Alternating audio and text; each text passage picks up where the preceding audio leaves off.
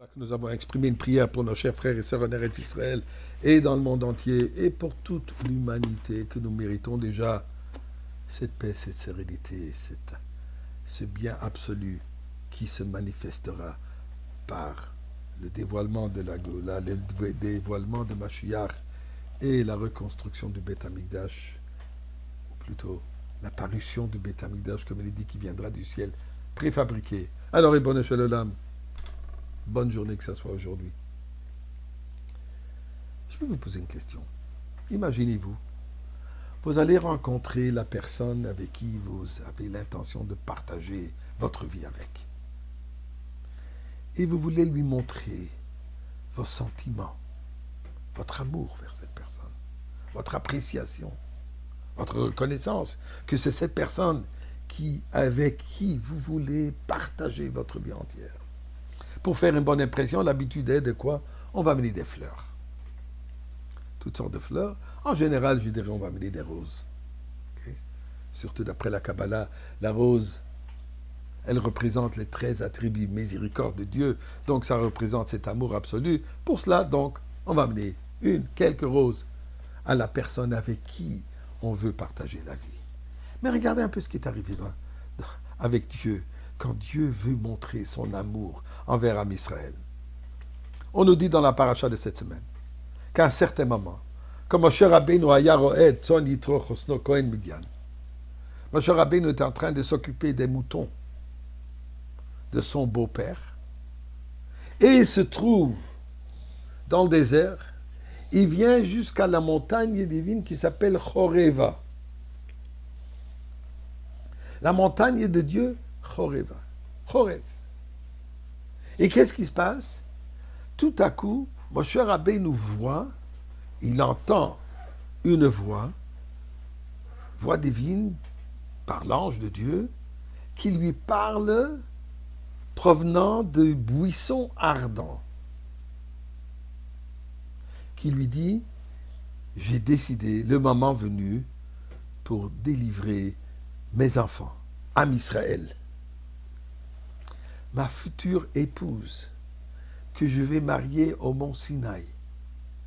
Contrat de mariage, la Ketouba, la Torah. Donc, Dieu dit à Moshe Rabbeinu: je veux que toi, tu sois mon émissaire pour assurer que ceci s'arrive.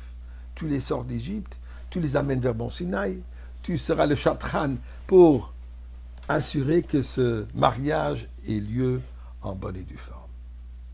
Et quelles sont les fleurs que j'envoie? Un buisson ardent. Pas n'importe quel buisson, mais un buisson avec des épines.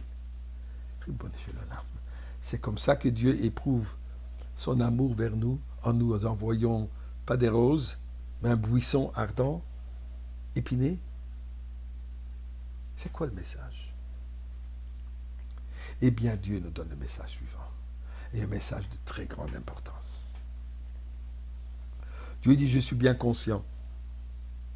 Cette alliance qui est en train de se former entre Dieu et nous, en nous sortant, en nous délivrant d'Égypte, en nous amenant vers recevoir la Torah, en devenant son peuple, son épouse, comme il est dit.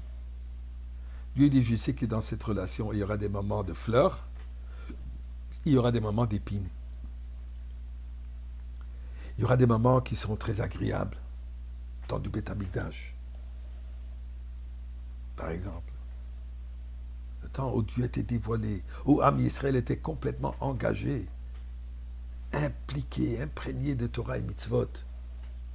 Mais il y a des moments de chérouf, de chourban, de destruction. Et ceci, malheureusement, il y en avait plein. Premier Beth Amikdash, deuxième Beth Amikdash, les croisades, l'Holocauste. Aujourd'hui, un moment où nous voyons des épines. Mais nous dit Dieu: regardez cette flamme. Je veux que vous réalisiez que cette flamme dans laquelle je me dévoile, ce n'est pas une flamme de destruction, même qu'apparemment, même qu'à l'apparence, elle est destructive. Bien sûr, brûler le premier Beth Amikdash, brûler les deuxièmes Beth Amikdash, les crématoires d'Auschwitz, l'autodafé. Mais je veux que vous sachiez que cette flamme, c'est une flamme qui représente ma passion, mon amour vers vous. Même quand ça se manifeste d'une manière chorev, destructive, je veux que vous sachiez non, que cela ce n'est que temporaire, ça paraît de cette manière. Mais en réalité, c'est une flamme, flamme ardente, un feu de passion, d'amour entre moi et vous. Et je sais que vous avez cet amour envers moi aussi. Et ce que nous prions à Kadosh Baruch Hu, cette flamme, amène-nous déjà cette flamme qui descend du ciel sur l'autel, sur le misbéach du Beth Amikdash. Et là, le monde entier sera illuminé par cette flamme de la Goula, cette flamme de Mashiach.